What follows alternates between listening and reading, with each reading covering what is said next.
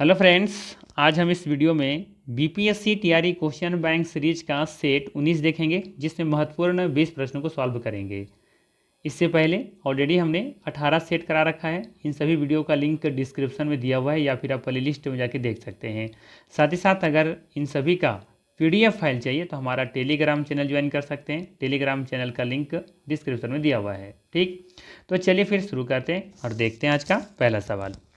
आज का पहला सवाल है, सूची 1 को सूची 2 से सुमेलित कीजिए और नीचे दिए गए कोड से सही उत्तर को चुनिए। देखिए, सबसे पहले क्या दे रखा है, फ़ोन के बारे में। फ़ोन क्या है, तो फ़ोन याद रखिएगा एक ये गर्म हवा है। ठीक है, फ़ोन क्या है, एक गर्म स्थानीय हवा है। ठीक है ना। और इसका जो तापमान होता है 15 डिग्री सेल्सियस से लेकर के 20 डिग्री सेल्सियस के बीच वो ये बदलता रहता है। ये जो हवा है, गर्म हवा जो है, ये बर्फ़ को पिघला करके पशुओं को चरने में ये मदद करती हैं और अंगूरों को पकने में भी सहायता करती हैं। ठीक है, तो सिंपल से आपको याद रखना है कि फ़ोन क्या है, एक ये गर्म स्थानीय हवा है, अर्थात पहला का ऑप्शन यहाँ पे 4 के साथ मैच हो जाएगा। ठीक है, फ़ोन के बारे में याद रखना है कि यह एक स्थानीय गर्म हवा है। ठीक है, चलिए बात करते हैं चिनूक के बारे में। चिनूक क्या है, ये संयुक्त राज्य अमेरिका और कनाडा में फ़ोन जैसी ही ये हवाएं होती हैं। ठीक है, और ये रॉकीज पर्वत की पश्चिमी ढलानों से ये नीचे की ओर बहती हैं। ठीक है, और यह रॉकीज के पूर्व में पशुपालकों के लिए लाभदायक होता है, क्योंकि यह शीतकाल के दौरान घास के मैदानों को बर्फ़ से मुक्त रखता है। क्योंकि यह गर्म हवा है तो यहाँ पे बर्फ़ क्या करता है, पिघला देता है, तो यह पशुपालकों के लिए लाभदायक हो जाता है। ठीक है, तो ये चिनूक हो जाएगा, यहाँ पर ध्यान दीजिएगा। ये बर्फ़ खाने वाली हवा कहते हैं इसे। ठीक है, तो यहाँ पर ध्यान रखिएगा। दूसरा ऑप्शन बिल्कुल सही हो जाएगा, दूसरा नहीं, ये तीसरा, ए का थर्ड हो जाएगा, बी का थर्ड हो जाएगा इधर। वहीं बात करें मिस्ट्रल के बारे में, तो मिस्ट्रल क्या है, एक ये हानिकारक हवा है। ठीक है, याद रखना है। और मिस्ट्रल उन स्थानीय नामों में से एक है जो ऐसी हवाओं को दिया जाता है जो आल्प्स पर्वत से फ्रांस के ऊपर भूमध्य सागर की ओर बहती हैं। ठीक है, यह बहुत ठंडी और शुष्क है तथा इसकी गति बहुत तेज होती है। यह दक्षिणी फ्रांस में बर्फानी तूफान लाता है। ठीक है, तो इसका सही मैच हो जाएगा यहाँ पे ठंडी स्थानीय हवा, तो सी का हो जाएगा इधर दूसरा। और घाटी हवा बच गया तो ये हो जाएगा दैनिक हवा। ठीक है ना, तो देखिए यहाँ पर ए का 4, बी का 3, सी का 2 और डी का 1, अर्थात ए ऑप्शन यहाँ पे बिल्कुल ही क्या हो जाएगा, करेक्ट हो जाएगा। चलिए अगला सवाल है, निम्नलिखित में से कौन सा भूमध्य सागर से भारत के उत्तर पश्चिमी भाग की ओर चलता है। ऑप्शन है पश्चिमी विक्षोभ, काल वैशाखी, मानसून से पहले की वर्षा, एक से अधिक होगा, या फिर उपरोक्त में से कोई नहीं। बीपीएससी टीआरई 2.0 में सवाल पूछा गया था। करेक्ट ऑप्शन हो जाएगा यहाँ पर ए ऑप्शन, पश्चिमी विक्षोभ या फिर वेस्टर्न डिस्टर्बेंस। पश्चिमी चक्रवाती विक्षोभ एक मौसमी परिघटना है जो भारतीय उपमहाद्वीप में घटती है और इस क्षेत्र में शीतकालीन वर्षा के लिए उत्तरदायी है। ऐसा माना जाता है कि इसकी उत्पत्ति भूमध्य सागर से होती है, जहां यह आर्द्रता एकत्रित करती हैं और भारतीय उपमहाद्वीप की ओर बढ़ती हैं। भूमध्य सागर यूरोप, एशिया और अफ्रीका के बीच स्थित एक विशाल जल निकाय है। यह अपनी गर्म और आर्द्र जलवायु के लिए प्रसिद्ध है, जो इसे चक्रवातों के निर्माण के लिए अनुकूल पर्यावरण बनाता है। ठीक है, तो याद रखिएगा यहाँ पे पश्चिमी विक्षोभ भूमध्य सागर से भारत के उत्तर पश्चिमी भाग की ओर चलता है और अच्छा खासा यहाँ पे बारिश होता है। रबी फसल के लिए बहुत अच्छा ये लाभदायक सिद्ध होता है। ठीक है, पश्चिमी विक्षोभ। चलिए लेते हैं अगला सवाल। अगला सवाल है, शीतकाल में उत्तर पश्चिम भारत में सक्रिय रहने वाले पश्चिमी विक्षोभ का उत्पत्ति स्थल है। ऑप्शन दे रखा है एशिया माइनर, पश्चिमी एशिया का भूमध्य सागरीय तटीय क्षेत्र, एक से अधिक होगा, या फिर उपरोक्त में से कोई नहीं। जैसा कि से पहले वाले क्वेश्चन हमने डिस्कस किया, इसका ही सही आंसर से क्या हो जाएगा, ऑप्शन नंबर सी, पश्चिमी एशिया का भूमध्य सागरीय तटीय क्षेत्र। ठीक है, तो सी ऑप्शन यहाँ पे बिल्कुल ही करेक्ट हो जाएगा। शीतकाल में उत्तर पश्चिम भारत में सक्रिय रहने वाले पश्चिमी विक्षोभ का उत्पत्ति स्थल कहाँ है, तो ये पश्चिमी एशिया का भूमध्य सागरीय तटीय क्षेत्र। ठीक है, याद रखिएगा जैसा कि हमने क्वेश्चन नंबर 2 को डिस्कस किया था, बस उस वही चीज़ क्वेश्चन यहाँ पे थोड़ा सा घुमा के पूछा गया है। और ये आप देख सकते हैं कि बीपीएससी स्कूल टीचर 2023 में सवाल पूछा गया था। ठीक है, चलिए अगला सवाल है, छितरे हुए वृक्षों वाले घास के मैदान कहलाते हैं। सवाल है, छितरे हुए वृक्षों वाले घास के मैदान कहलाते हैं? क्या कहलाते हैं? सवाना, कृषि वन, वर्षा वन, एक से अधिक होगा या फिर उपयुक्त में से कोई नहीं। करेक्ट ऑप्शन हो जाएगा सवाना। याद रखिएगा, सही आंसर होगा यहाँ पर सवाना। छितरे हुए वृक्षों वाले घास के मैदान सवाना कहलाते हैं। यह एक उष्णकटिबंधीय घास के मैदान है। सवाना घास के मैदानों में बिखरे हुए मध्यम आकार के पेड़ों के साथ एक जटिल पारिस्थितिकी तंत्र बनाते हैं। ठीक है, कुछ इस तरीके का आपको देखने को मिलेगा। ये देखिए, छितरे हुए दिखेंगे आपको, है ना। ये सवाना जो जंगल है ना, कुछ इस तरह के आपको पेड़ देखने को मिलेंगे, छितरे हुए दिखेंगे इस तरीके से। देख रहे हैं ना, कुछ ऐसे ही आपको देखने को मिलेंगे। ये सवाना का मैदान है। ठीक है, तो इसका सही आंसर क्या हो जाएगा यहाँ पर? Option number A, savanna. ठीक है, छितरे हुए वृक्षों वाले घास के मैदान कहलाते हैं, क्या कहलाते हैं? सवाना कहलाते हैं। ठीक है ना। बीपीएससी टीआरई 3.0 में सवाल पूछा गया था। अगला सवाल है, निम्नलिखित में से कौन सा जीवोम या फिर बायोम चैपेरेल के रूप में जाना जाता है? बताना है कि कौन सा जीवोम या बायोम चैपेरेल के रूप में जाना जाता है। ऑप्शन है उष्णकटिबंधीय सवाना, टैगा, भूमध्य सागरीय झाड़ी वन, एक से अधिक होगा या फिर उपयुक्त में से कोई नहीं। सही आंसर हो जाएगा यहाँ पर सी ऑप्शन, भूमध्य सागरीय झाड़ी वन। ठीक है, सी ऑप्शन यहाँ पे करेक्ट हो जाएगा। देख सकते हैं बीपीएससी टीआरई 3.0 6 to 8 में ये सवाल पूछा गया था, जो कि एग्जाम कैंसिल भी हुआ था। आप देख सकते हैं यहाँ पर भूमध्य सागरीय झाड़ी वन को जीवोम या फिर बायोम चैपेरेल के रूप में जाना जाता है। चैपेरेल पृथ्वी के प्रमुख बायोम, यहाँ पे बायोम होना चाहिए था, बायोम में से एक है। इन क्षेत्रों में लंबी गर्म शत्रु ग्रीष्मकाल और हल्की बरसात वाली सर्दियाँ होती हैं।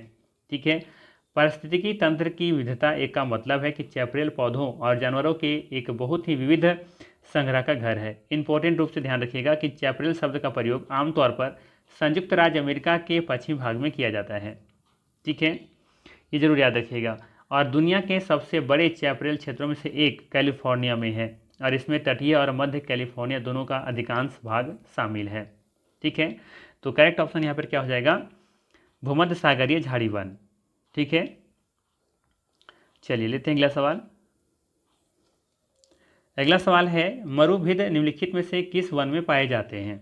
सवाल है, मरुभिद निम्नलिखित में से किस वन में पाए जाते हैं?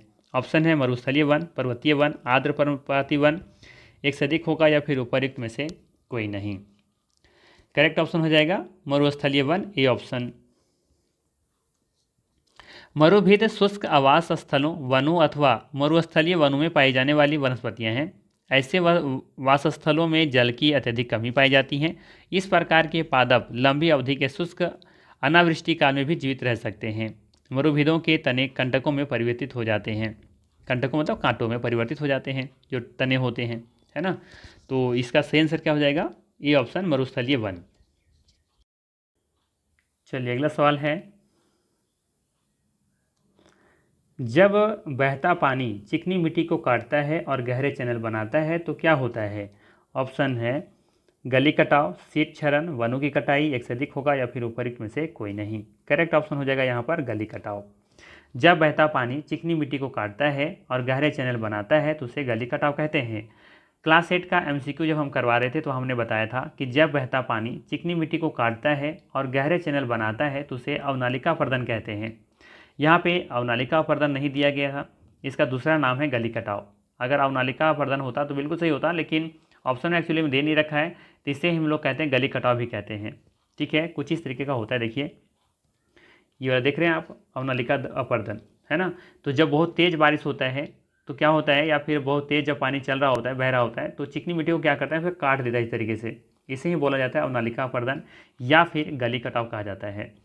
एक ऑप्शन दे रखा है यहाँ पर सीट इरोजन, है ना। सीट इरोजन या फिर सीट क्षरण क्या है, तो ऊपर का जो लेयर होता है ना। अब ये मान लेते हैं कि ये पूरा जो ऊपर का जो लेयर होगा, तो जब तेज़ बहता पानी से क्या करेगा, ऊपर का लेयर ही काट करके ले जाए।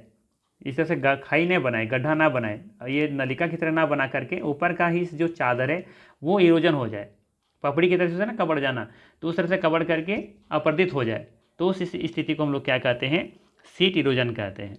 ठीक है, बाकी वनों की कटाई तो आप लोग को पता ही है कि क्या है ये। तो इसका सही आंसर क्या होता है, ए ऑप्शन गली कटाव या फिर अवनालिका अपर्दन। ठीक, चलिए अगला सवाल लेते हैं। अगला सवाल है निच्छालन प्रक्रिया संबंधित है, किससे संबंधित है? भारी वर्षा क्षेत्र से, खनिज और मिट्टी से, पौधों की जड़ों से, एक से अधिक होगा या फिर उपयुक्त में से कोई नहीं। तो चलिए पहले समझते हैं कि निच्छालन क्या है। निच्छालन, ध्यान रखिएगा कि भारी वर्षा वाले क्षेत्रों में खनिज पदार्थ मिट्टी के निचले स्तनस्तर में चले जाते हैं। होता क्या है, जब भारी वर्षा होती है ना, तो खनिज पदार्थ जो मिट्टी में होते हैं, है ना, तो उसमें पानी के साथ वो घुल करके मिट्टी के सबसे निचले स्तनस्तर में चले जाते हैं, है ना, जो पौधे की जड़ों को फिर प्राप्त नहीं हो पाते। फिर वो जो पोषक तत्व है जड़ों को प्राप्त होगा, बिल्कुल नहीं होगा, क्योंकि वो निचले स्तनस्तर में चले गए हैं। जब भारी वर्षा होती है तो खनिज पदार्थ जो मिट्टी में होते हैं, तो पानी के साथ घुल करके मिल करके वो कहाँ चला जाता है, वो बिल्कुल ही निचले स्तनस्तर में चले जाते हैं, और फिर वो पोषक तत्व पौधों की जड़ों को प्राप्त नहीं होती, है ना। तो यहाँ पे क्या होता है, निच्छालन इसी प्रक्रिया को कहते हैं। तो अब यहाँ पे देखिएगा, पूछ रहा है संबंधित है, तो ये भारी वर्षा वाले क्षेत्रों से संबंधित है, बिल्कुल सही है। खनिज और मिट्टी से संबंधित है, क्योंकि इसी में ये जो पोषक तत्व घुले होते हैं वो पानी के साथ घुल करके वो कहाँ चले जाते हैं, जमीन के निचले स्तर में चले जाते हैं, और फिर पौधे की जड़ों को ये पोषक तत्व नहीं मिल पाते। तो ये तीनों चीज़ आप देखेंगे निच्छालन से ही संबंधित है। करेक्ट ऑप्शन हो जाएगा यहाँ पर डी ऑप्शन, कोई दिक्कत नहीं होना चाहिए। ठीक है, चलिए, तो सिंपल सा याद रखिएगा कि निच्छालन प्रक्रिया के द्वारा मिट्टी में विद्यमान घुलनशील पोषक तत्व पानी में घुल जाते हैं और पानी के साथ रिश्ते हुए मिट्टी में से होकर के निचले के स्तरों में चले जाते हैं। इसे ही निच्छालन कहते हैं। ठीक है, तो ये कहाँ पे होगा देखने को मिलेगा, जहाँ पर ज़्यादातर बहुत ज़्यादा सिंचाई की जाती होंगी, या तो भारी वर्षा वाले क्षेत्रों में ऐसा होता होगा, है ना। बाकी तो ये पौधों की जड़ों से आप देखेंगे संबंधित तो है ही है, क्योंकि इससे पोषक तत्व मिलता नहीं फिर, है ना। और खनिज और मिट्टी में जो खनिज और मिट्टी से भी संबंधित है, क्योंकि जो खनिज जो घुले होते हैं मिट्टी में, वो पानी के साथ मिल करके वो निचले स्तर में चले जाते हैं।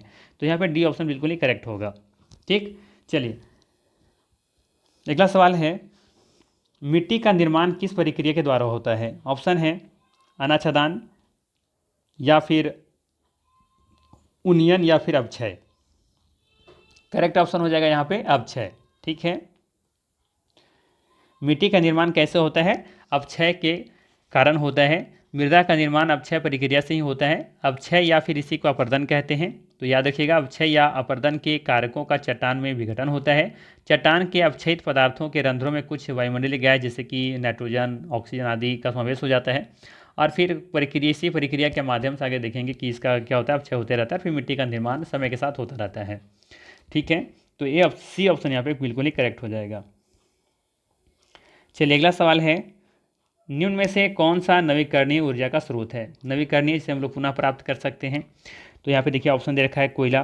कोयला को क्या पुनः प्राप्त किया जा सकता है? बिल्कुल नहीं। नाभिकीय ईंधन, ये इसे हम लोग प्राप्त कर सकते हैं? बिल्कुल नहीं। पेट्रोलियम भी ये अनवीकरणीय संसाधन है, एक बार खत्म होने के बाद दोबारा इसे हम लोग प्रयोग नहीं ला सकते, पुनः इसे निर्माण नहीं कर सकते। तो इसका सही आंसर क्या हो जाएगा? ई ऑप्शन, उपर्युक्त में से कोई नहीं। कोयला, नाभिकीय ईंधन, पेट्रोलियम, ये तीनों देखेंगे कि अनवीकरणीय संसाधन के उदाहरण हैं। ठीक है, ध्यान रखिएगा, नवीकरणीय ऊर्जा प्राकृतिक स्रोतों से प्राप्त ऊर्जा है, जैसे कि सौर ऊर्जा, पवन ऊर्जा, जल विद्युत, भूतापीय ऊर्जा, है ना, महासागरीय ऊर्जा। जबकि कोयला, नाभिकीय ईंधन, पेट्रोलियम अनवीकरणीय ऊर्जा के स्रोत हैं या संसाधन हैं। ठीक है, बीपीएससी टीआरई 3.0 में सवाल पूछा गया था। चलिए लेते हैं अगला सवाल। अगला सवाल है, पूछा गया था बायोगैस का प्रमुख घटक कौन सा है? बायोगैस का प्रमुख घटक कौन सा है? ऑप्शन है हाइड्रोजन सल्फाइड, मीथेन, हाइड्रोजन, एक से अधिक होगा, या फिर उपर्युक्त में से कोई नहीं। तो हम लोग जानते हैं कि बायोगैस का प्रमुख घटक कौन सा है? मीथेन है। ठीक है, बायोगैस का मुख्य घटक मीथेन है। इसमें कार्बन डाइऑक्साइड, नाइट्रोजन, हाइड्रोजन इत्यादि भी पाए जाते हैं। बायोगैस एक नवीकरणीय ऊर्जा स्रोत है जो ऑक्सीजन की अनुपस्थिति में कार्बनिक पदार्थ के टूटने से उत्पन्न होता है ना। तो इसका सही आंसर क्या हो जाएगा यहाँ पे? ऑप्शन नंबर बी हो जाएगा, मीथेन। ठीक है, चलिए लेते हैं अगला सवाल। अगला सवाल है ऊर्जा का गैर परंपरागत स्रोत है। ऊर्जा का गैर परंपरागत स्रोत कौन सा है, ये बताना है आपको। ठीक है, ऑप्शन दे रखा है यहाँ पर परमाणु ऊर्जा, बायोगैस, भूतापीय ऊर्जा, एक से अधिक होगा, या फिर उपर्युक्त में से कोई नहीं। तो यहाँ पे हम लोग पहले समझते हैं कि गैर परंपरागत स्रोत क्या है। ठीक है, यहाँ पे दो चीज़ों को समझना जरूरी है, एक परंपरागत स्रोत क्या है और एक गैर परंपरागत स्रोत क्या है। ठीक है, ध्यान समझिएगा। परंपरागत स्रोत ऊर्जा परंपरागत ऊर्जा स्रोत सीमित और पर्यावरण के लिए हानिकारक होता है। बस आपको सिंपल सा लाइन याद रखनी है कि परंपरागत ऊर्जा स्रोत सीमित होते हैं और पर्यावरण के लिए हानिकारक होते हैं। ठीक है ना।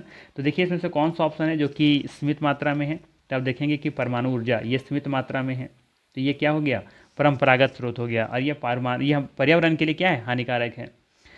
जबकि गैर परंपरागत क्या होते हैं, ध्यान से सुनिएगा, जबकि गैर परंपरागत ऊर्जा स्रोत अक्षय होते हैं, ठीक है, या फिर खत्म होने वाले नहीं होते हैं, और यह पर्यावरण के लिए अनुकूल भी होते हैं। जैसे बायोगैस, भूतापीय ऊर्जा, ठीक है, ये समाप्त होने वाले नहीं हैं और ये पर्यावरण के लिए क्या होते हैं, अनुकूल भी होते हैं। तो पूछा है आपसे कि ऊर्जा का गैर परंपरागत स्रोत कौन सी है, तो यहाँ पे देखेंगे बी और सी दोनों है, अर्थात यहाँ पे डी ऑप्शन बिल्कुल ही करेक्ट हो जाएगा। ठीक है, क्या याद रखना है, फिर से एक बार हम समझा दे रहे हैं। परंपरागत के बारे में याद रखना है कि परंपरागत ऊर्जा स्रोत सीमित होते हैं और पर्यावरण के लिए हानिकारक होते हैं, जैसे कि परमाणु ऊर्जा, कोयला, ठीक है, पेट्रोल, ठीक है, पेट्रोलियम पदार्थ जो भी होते हैं। ठीक है, तो ध्यान रखिएगा, परंपरागत ऊर्जा स्रोत सीमित होते हैं और पर्यावरण के लिए हानिकारक होते हैं। जैसे इसका उल्टा कर लीजिए गैर परंपरागत के लिए। ठीक है, गैर परंपरागत ऊर्जा स्रोत इसके लिए असीमित होते हैं और पर्यावरण के लिए अनुकूल होते हैं। ठीक है, जैसे कि बायोगैस, भूतापीय ऊर्जा। ठीक है, तो यहाँ पे डी ऑप्शन बिल्कुल यहाँ पे सही होगा। ठीक है ना। चलिए अगला सवाल लेते हैं। अगला सवाल है, बॉक्साइट का सर्वाधिक उत्पादक है। बॉक्साइट का सर्वाधिक उत्पादक कौन सा देश है, ये बताना है। अफ्रीका, ब्राज़ील, ऑस्ट्रेलिया, एक से अधिक होगा या फिर उपरोक्त में से कोई नहीं। तो याद रखिएगा, ऑस्ट्रेलिया विश्व का सबसे बड़ा बॉक्साइट उत्पादक देश है। चीन बॉक्साइट का दूसरा सबसे बड़ा उत्पादक है। बॉक्साइट एल्युमिनियम और गैलियम का अयस्क होता है। बॉक्साइट अवसादी चट्टान में पाया जाता है। उल्लेखनीय है कि उड़ीसा भारत का सबसे बड़ा बॉक्साइट उत्पादक राज्य है। क्लास 10th के बुक में आपको देखने को मिलेगा। अभी हम जो सीरीज कर रहे हैं, तो क्लास 10th का जो नेक्स्ट मेरा जो टॉपिक है खनिज संसाधन से ही है, क्लास 10th का चैप्टर नंबर 5। तो वहाँ पे इस चीज़ के बारे में हम लोग डिटेल्स पढ़ने वाले हैं। ठीक है, तो इसका फिलहाल आंसर हम लोग लेते हैं। क्या होगा इसका आंसर, इसका आंसर हो जाएगा आपका ऑस्ट्रेलिया। सी ऑप्शन बिल्कुल यहाँ पे करेक्ट होने वाला है। ठीक है, भारत में पूछेगा तो उड़ीसा याद रखिएगा। चलिए अगला सवाल है कि जीवाश्म ईंधन किस प्रकार के संसाधनों के उदाहरण हैं। नवीकरणीय, जैविक या फिर गैर नवीकरणीय, एक से अधिक होगा या फिर उपरोक्त में से कोई नहीं। बताइए क्या होगा इसका आंसर। जैसा कि क्वेश्चन नंबर आई थिंक हमने डिस्कस किया था ना इसमें, ये क्वेश्चन नंबर 12 में, तो उसका अकॉर्डिंग भी इसका आंसर आप दे सकते हैं कि जीवाश्म ईंधन किस प्रकार के संसाधनों के उदाहरण हैं। तो सीधी सी बात है, जीवाश्म ईंधन समाप्त होने वाला है। जीवाश्म ईंधन समाप्त होने वाला चीज़ है, पदार्थ है ना, तो हम कह सकते हैं कि ये गैर नवीकरणीय स्रोत है। ठीक है, ध्यान रखिएगा, जीवाश्म ईंधन गैर नवीकरणीय प्रकार के संसाधनों के उदाहरण हैं। जो संसाधन निरंतर उपयोग के बाद समाप्त हो सकते हैं, वे गैर नवीकरणीय कहलाते हैं। ये पृथ्वी पर में सीमित मात्रा में पाए जाते हैं और इनका उपयोग अस्थायी रूप से नहीं किया जा सकता, है ना। जैसे कि जीवाश्म ईंधन कौन कौन सा आएगा, जैसे कोयला है, पेट्रोल है, खनिज है ना। तो ध्यान रखिएगा, यहाँ पे ये गैर नवीकरणीय संसाधन के उदाहरण है जीवाश्म ईंधन। लेते हैं अगला सवाल। अगला सवाल है, महासागरीय परपटी के मुख्य खनिज घटक क्या हैं, बताना है। महासागरीय परपटी के मुख्य खनिज घटक कौन से हैं। ऑप्शन दे रखा है सिलिका और एल्यूमिना, सिलिका और निकल, सिलिका और मैग्नीशियम, एक से अधिक होगा या फिर उपरोक्त में से कोई नहीं। करेक्ट ऑप्शन हो जाएगा यहाँ पर सी ऑप्शन, सिलिका और मैग्नीशियम। ठीक है, ध्यान दीजिएगा, यहाँ पर किसी महासागर के ऊपरी परत को ही महासागरीय परपटी कहते हैं। महासागरीय परपटी में पाए जाने वाले मुख्य खनिज घटक सिलिका और मैग्नीशियम है। इसकी मोटाई कितनी होती है, 5 से 10 किलोमीटर। इसमें कायांतरित चट्टानों का अभाव होता है, यानी कि कमी पाई जाती है इसमें। यहाँ पे कायांतरित चट्टानों को देखने को भी नहीं मिलता। इसके विपरीत हम बात करें महाद्वीपीय भूपर्पटी के बारे में, है ना, इसके विपरीत हम बात करें किसी बारे में, महाद्वीपीय भूपर्पटी के बारे में, इसमें लावा, राख, चूना पत्थर, बलुआ पत्थर व कायांतरित चट्टानों की प्रधानता होती है। किसमें, महाद्वीपीय भूपर्पटी में।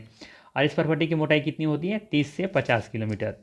ठीक है, सिंपल से याद रखना है, दो तरह के देखने को मिलेगा। एक तो मिलेगा आपको महासागरीय परपटी और दूसरा देखने को मिलेगा महाद्वीपीय भूपर्पटी, जिसमें हम लोग रहते हैं।